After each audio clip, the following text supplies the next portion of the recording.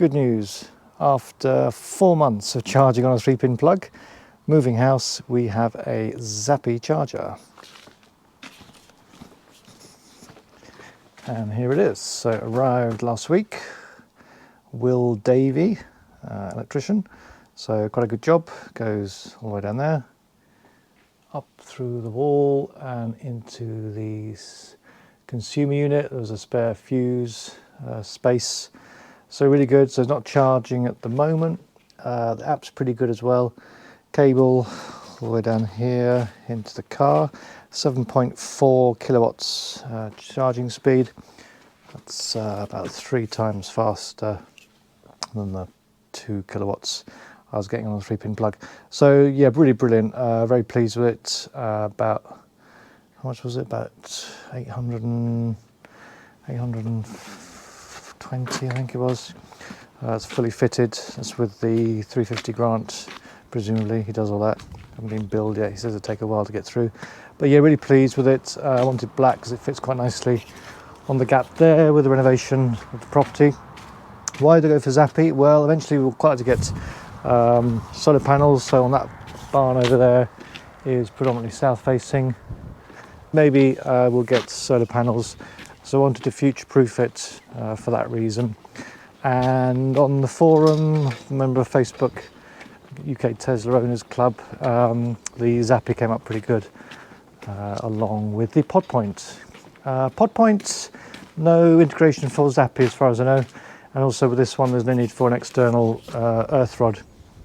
I didn't really want to be banging into the concrete here. It should all be included. The app's good as well. Also integrates with EV.Energy.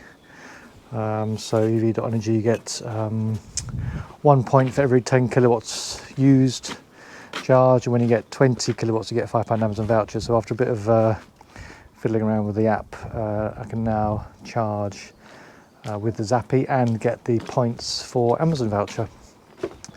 So very pleased with it. Where is it there?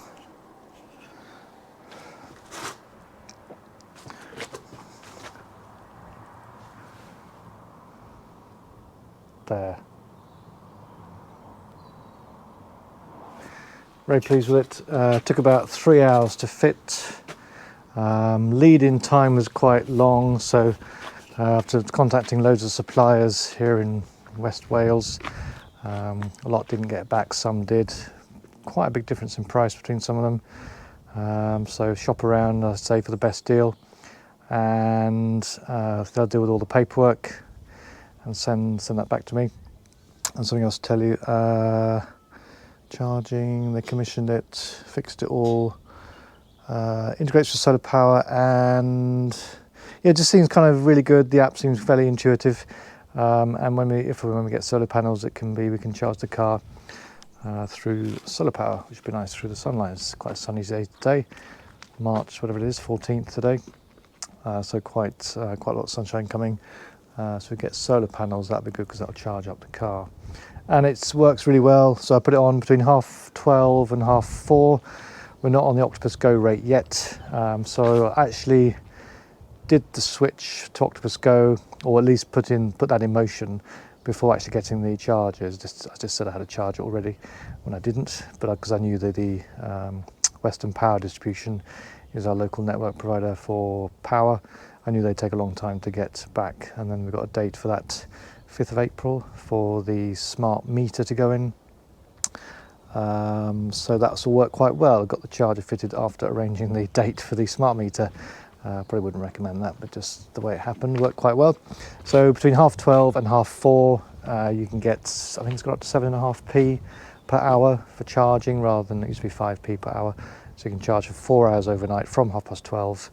You can do it from the car, or you can do it from the Zappi charger. The guy said just do it all from the Zappi charger. At the moment I'm charging from 12:30 to 12:30 for about 2 or 3 hours, and it charges up really, really quickly on the cheap rate, which at the moment is about 19p something a kilowatt hour. But when I get on the cheap smart Octopus Go rate, it'll be 7.5p, so that's good.